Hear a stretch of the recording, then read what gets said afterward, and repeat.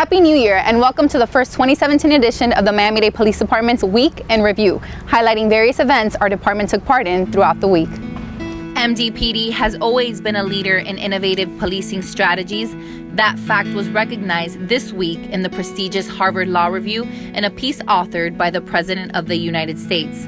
In an article outlining his views on criminal justice reform, President Barack Obama praised the extensive mental health training which MDPD officers and 911 dispatchers receive. He offered this as an example of how law enforcement personnel can be trained to de-escalate volatile situations when they encounter people with mental health problems.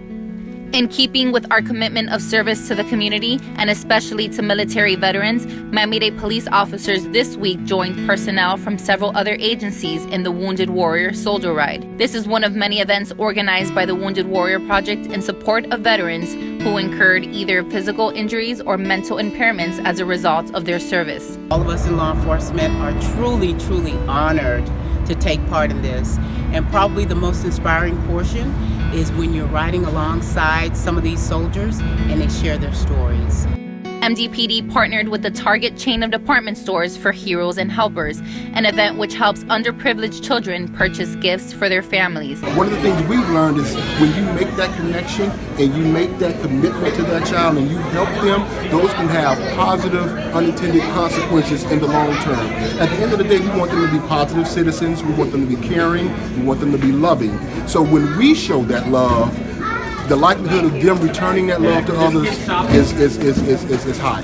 As important as these community events are, our principal mission is fighting crime. And in that context, we want to highlight 3 operations which took place this past week.